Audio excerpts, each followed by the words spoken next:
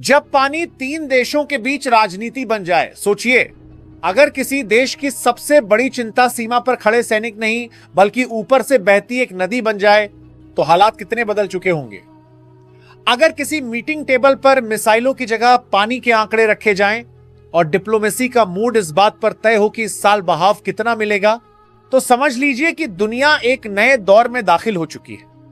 और यही दौर आज भारत, चीन और बांग्लादेश के बीच चुपचाप आकार ले रहा है। अब तक हमने बात की कि ब्रह्मपुत्र भारत के लिए क्यों अहम है और चीन ऊपर बैठकर किस तरह कंट्रोल की स्थिति में है, लेकिन कहानी का तीसरा किरदार और भी ज्यादा संवेदनशील है। बांग्लादेश एक ऐसा देश जो नदियों पर जीता है, नदियों पर टिकता है और नदियों से ही सबसे ज्यादा डरता भी है, क्योंकि बांग्लादेश के लिए पानी सिर्फ संसाधन नहीं, अस्तित्व का सवाल है।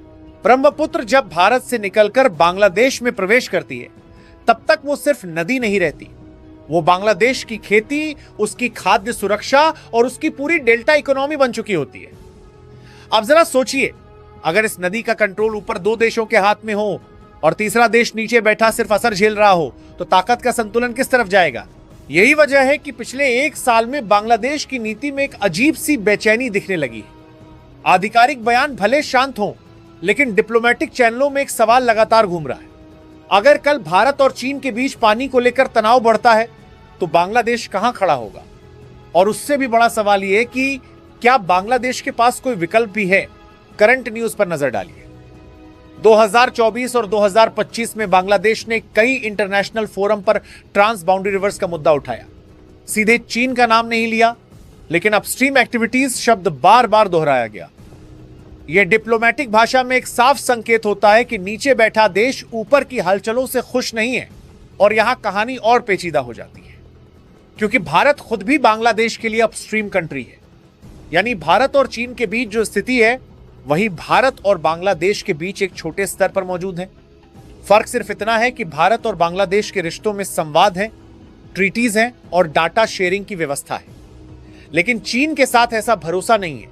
अब जरा यह सीन सोचिए, अगर चीन ऊपर से पानी को अपने हिसाब से मैनेज करता है तो भारत पर असर पड़ता है, और जब भारत पर असर पड़ता है तो वही असर कुछ समय बाद बांग्लादेश तक पहुंचता है, लेकिन और ज्यादा तीव्र रूप में। यानी बांग्लादेश डबल मार झेलता है, ऊपर चीन, बीच में भारत और नीचे खुद की सीमित क्षमता। यही वजह है कि कुछ एक्सपर्ट्स अब यह कहने लगे हैं कि ब्रह्मपुत्र सिर्फ दो देशों का विवाद नहीं रहा, यह तीन देशों की साझा चिंता बन चुका है। लेकिन तीनों की स्थिति बराबर नहीं है। ऊपर वाला ताकतवर है, बीच वाला सतर्क है और नीचे वाला सबसे ज्यादा असुरक्षित है। अब यहां एक और लेयर जोड़िए, जलवायु परिवर्तन। बांग्लादेश उन देशों में है जो सबसे ज्यादा क्लाइमेट वल्नरेबल माने जाते हैं। समुद्र का बढ़ता स्तर, डेल्टा में कटाव और अनियमित बाढ़। और ऐसे माहौल में अगर ऊपर से पानी का बहाव असंतुलित हो जाए तो नुकसान सिर्फ आर्थिक नहीं बल्कि मानवीय हो जाता है। इसीलिए पिछले कुछ महीनों में बांग्लादेश ने चीन के साथ इंफ्रास्ट्रक्चर और निवेश की बातचीत तेज की है। बाहर से देखने पर यह आर्थिक सहयोग लगता है, लेकिन अंदर की कहानी ज्यादा रणनीतिक है। बांग्लादेश यह समझना चाहता है कि क्या चीन उसे भरोसे में ले रहा है या सिर्फ अपने फायदे के लिए पास रख रहा है। और यही वो पॉइंट है जहां भारत की चिंता बढ़ती है, क्योंकि अगर पानी की राजनीति में चीन और बांग्लादेश के बीच सीधा संवाद बढ़ता है और भारत बीच में दबाव में आता है तो रीजनल बैलेंस बदल सकता है। यानी पानी सिर्फ नदी में नहीं, कूटनीति में भी बहने लगता है। अब सवाल यह है कि भारत इस पूरे खेल को कैसे देख रहा है। पिछले एक साल में भारत ने बांग्लादेश के साथ जल सहयोग पर जोर बढ़ाया है। Data sharing, early warning system और ज्वाइंट रिवर मैनेजमेंट जैसे शब्द अब ज्यादा सुनाई देने लगे हैं। ये सिर्फ दोस्ती नहीं है, ये एक रणनीतिक जरूरत है। भारत जानता है कि अगर नीचे वाला देश असुरक्षित महसूस करता है तो वह ऊपर वाले से सीधा डील करने की कोशिश करेगा। और यही वो गैप है जिसे चीन भरना चाहता है। इसलिए भारत की कोशिश है कि बांग्लादेश को भरोसे में रखा जाए, ताकि ब्रह्मपुत्र पर कोई भी बड़ा फैसला बिना संवाद के न हो। लेकिन यह खेल आसान नहीं है, क्योंकि चीन की ताकत सिर्फ पानी नहीं है, वो निवेश, इंफ्रास्ट्रक्चर और कर्ज का पैकेज लेकर आता है। और जब किसी देश की अर्थव्यवस्था दबाव में हो तो ऐसे ऑफर बहुत आकर्षक लगते हैं। यही वजह है कि बांग्लादेश की हर चाल भारत और चीन दोनों ध्यान से देख रहे हैं, अब जरा भविष्य की तस्वीर पर नजर डालते हैं।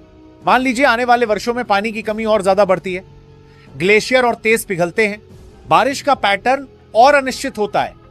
ऐसे में हर देश अपने हिस्से का पानी सुरक्षित करने की कोशिश करेगा और यही वो पॉइंट होगा जहां सहयोग और टकराव के बीच की रेखा बहुत पतली हो जाएगी।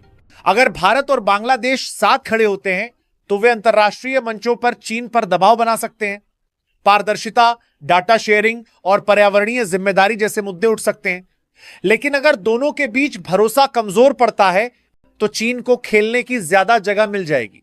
यानी यह सिर्फ 3 देशों की कहानी नहीं है, यह उस भविष्य की कहानी है जहां नदियां दोस्ती भी बना सकती हैं और दुश्मनी भी। फर्क सिर्फ नीयत और रणनीति का है।